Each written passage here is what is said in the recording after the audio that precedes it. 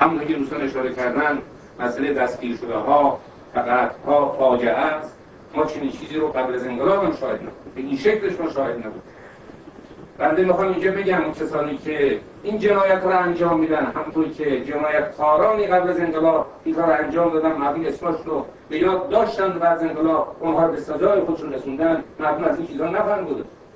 چطور میشه یک فردی علاقمند انقلاب، علاقمند اسلام، علاقمند کشور، حتی یک آدم گناهکار بره در زندان و جنازش بیاد بیرون؟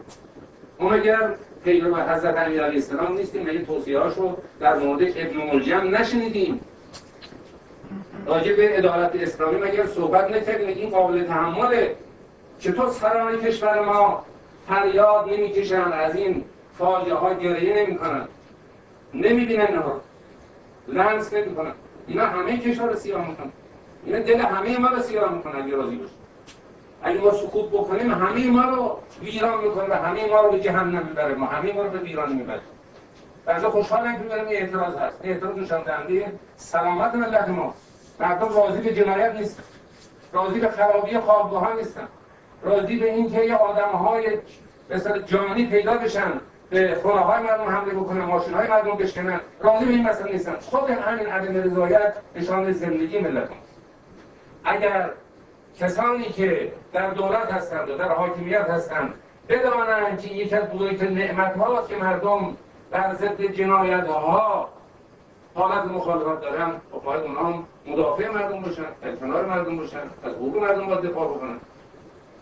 در حال این ایده رو ما باید زنده نگه داریم. راه نجات اسیران همین قضیه است. کشور یقینا نمیتواند تبدیل به زندانی بشه که 70 میلیون نفر رو در آن زندانی بکنن. مردم وقتی خواستاشون عوض بشه، آزادی بخوان، حقوق خودشون رو بخوان. ما میگیم حتی همه اینا مجرد، مثلا قوه قضایی ما تأسیس کرد، ترکیب قوه انجام بدید.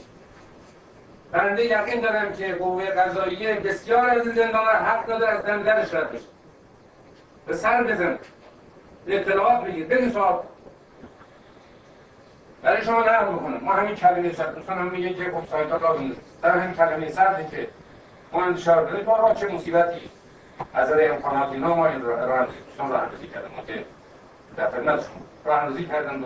فقط یک روز بعد از 20 خرداد انتشار بدید که اونم تیکش عوض کرد بودن، بعدش نورش گرفتن رفتن چاپخانه صحبت کردن، چاپ رفتن تحقیق کردن، من چند اومدن افرادش گرفتن و فروم کردن و تقریبا 10 روز بعد از حدود 10 روز بعد از 20 خرداد بود که یه بار من نامه شربت خدمت آقای هاشمی شادی صحبت کردن، پیش گفتن تماس بگیرن، بعد خودشون تلفن کردن گفتن اصلا تو شما توقیف نشده که میتونن انتشار بدید. گفتم آقا اونجا افرادش گرفتارن، به اصطلاح اونجا رو فروم کردن. گفتم اونها رو آزاد میکنن، آزادم کردن، اعتراضات به چند نفر گرفتن اون بعد نظر کردن. ولی هنوز که خدمت دوستان صحبت میکنم، ما به هر جا میزنی این فرمش بسته نشده. اون میگه به من مربوط نیست، اون میگه به من مربوط نیست، میگه به من مربوط نیست. ما میدونیم به کجا مربوط. ما این وضعیت این ترتیب آیا ما این قوه قضایی به معنای مستقل داریم؟ قوه قضایی که از اول دستگیری‌ها به جریان هر نوع دستگیری باشه تا انتها باید به اصطلاح دنبالش بره. آیا قوه قضایی میتواند امروز همین روح الامینی رو به دلیل این روح الامینی میگن که هیچ چیز دیگه باشه، یا محاسن داره، خیلی آدم مذهبی هم هست، مسیحی هم بوده، بعدن یک تیپ متدین نیست، اومده به نهضت سبز متصل شده، به این سیل عظیم متصل شده. همه شهادت میدن که ایشون زنده گرفته شده، زنده گرفته شده، بردن توی زندان، جنازه‌اش رو تحویل دادن. شما میگه منیژیت گرفته، مریض شده، خب باشه، بیا قوه قضاییه هیئتی تشکیل بده، از اول ماجرای دستگیریشون تا آخرین نقطهش بررسی کنه، ببینید دندوناش های زمین خورده شکسته یا چیزی یه کار دیگه کردن شکسته. اینو جوابشو برای مردم نداره. این قوه قضاییه ما رو نجات میده، ملت ما رو نجات میده، کشور ما رو نجات میده. این به نفع ماست این کارو بکنیم، به نفع همه این کارو بکنیم و تا برسه به بقیه چیز. اون این قضیه آدمایی که حالا دونه دونه داره. امروز من دیدم که سایت‌های آقا جوادی یا جوادی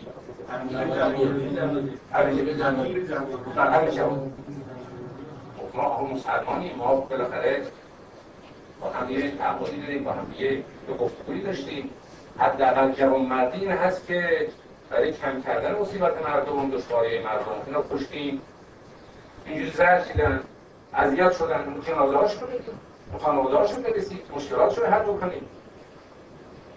حالا کسایی که شناخته شده نیستن چی؟ از شهرستان مختلف اومدن چی؟ خانواده هاشون نمیتونن برسن چی؟ آیا جنازه هاشون رو مثل قدیم ما ببریم تا در ریشه نمک بندازیم؟ خب همین مضمونه، اونش باید بکنیم، خودمون باید دفع بکنیم. خب ما مسئول هستیم. آمریکایی‌ها هنوز دنبال استخوان‌های پوسیده سربازاشون تو ویتنام هست. یه دونه پیدا میکنن که به خانواده‌شون برگردن. بنابراین شهروندای ما جنایتکار باشن، جزو شهروندای ماست، ما باید برگردیم اینا رو سوی خانواده‌هاشون. چرا اینقدر مردم آزار میدید؟ چرا مردم عصبی میکنید؟ چرا عصبانی میکنید؟ چرا مردم قتل میکنید؟ خب اینا حق مردمه که فرزندان خودشون رو مردم به عرصه را خانواده خودشون در کنار خودشون داشت، حداقل قدرش رو بشناسن، حداقل بدونن در کجا هست. خب این همون چیزایی است که باعث ادامه این حرکت میشه. ما از روی دلسوزی این مسئله مطرح میکنیم. این کار جز با برگشت به اصول منافع مردم و اصلی ترین اصول قانون اساسی جز از این راه امکان پذیر نیست. همچنین جز از راه برگشت ارزش‌های اصلی انقلاب اسلامی نیست. ما امروز بیش از همیشه نیازمند اون هستیم که سخنان ما به شعارهای اول انقلاب برگردیم، به شعارهایی در طول دفاع مقدس داده میشد همونها برگردیم. حتی اگر به ضرر خودمون هم باشه اونها رو تدبر کنید، در اساس اون وضعیتمون رو دیگرگون کنید که به نفع همه ملت ماست، که به نفع آخرت ما هم هست. اگر این کار نکنیم سنت خدا همیشه جاودانه و همیشگی هست و هیچ کشوری با ظلم و فشار و سرکوب و زدن و بستن اینها دوام نمیاره، هیچ نظامی دوام نمیاره. و یه اشتباهی که به نظر من صورت گرفته و جا داره که بگم بحث رو تمام می‌کنیم این هست که ما بعد از سال 68 شورش‌های خیابانی داشتیم. در شیراز داشتیم، هرات داشتیم، زنجان داشتیم، تهران داشتیم، اکبرآباد، در مشهد داشتیم. یه اشتباهی که به اصطلاح این کسانی که این وضعیت ایجاد کردن فکر کردن که این موج، این حرکت، این اکثر سبز از اون قرار یه روز دو روز شورش کوری اتفاق بیفته، یه مدت مغازه‌اش کسته بشه، متیمونی هم ریخته بشه، دارم بشه، نه سریع جمع بشه و با یه حالت امنیتی ایجاد کردن جمع دور بشه. نه، این مسئله از اون قرار نیست. هیچ نوع این همانی بین این حرکت و اون حرکت ها. این حرکت جوش خورده با آگاهی مردم بسیار گسترده، بسیار عظیم هست و جز با چنین دریافتی یا چنین باوری نمیشه به صورت ریشه‌ای مثلا رو حل کرد. دلیل اصلی که ما باید بریم دلایل مختلفی داریم. یکی این قوام و یکی پایه این حرکت هست که علاقه به فشارها هنوز سر باش خودش هست و حقوق اساسی هم طبق این وجود بسیار ما مطالبه میکنه.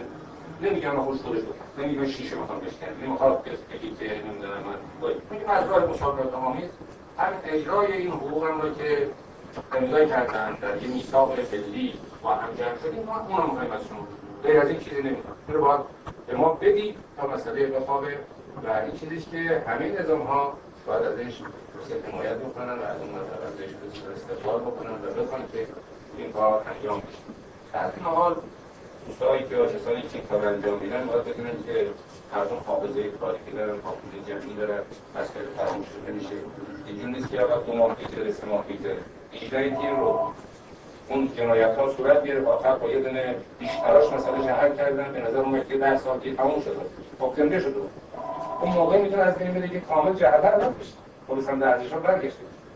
اون اتفاقاتی که هست به صورت یک منابعی برای برگشت مردم به سمت ارزش‌ها و مطالباتشون خواهد بود، مگر اینکه مطالبات در چارچوب قانون، در چارچوب قانون اساسی، در چارچوب ارزش‌های انقلاب اسلامی به خوبی پاسخ داده بشه، وگرنه ما مشکلات وسیعی خواهیم داشت. ما دعا می‌کنیم که انشاءالله برکت ماه‌های آتی، ماه رمضان و ماه‌های خفیف و اعیاد های ایام الله خداوند به همه ما توفیق بده که به راه اصلاح برگردیم، به راه انقلاب برگردیم، به راه شهدا برگردیم. اون خط دنبال تنها راه اشاره اینه که من میخوام بگم ناقد حق. السلام علیکم و رحمت الله.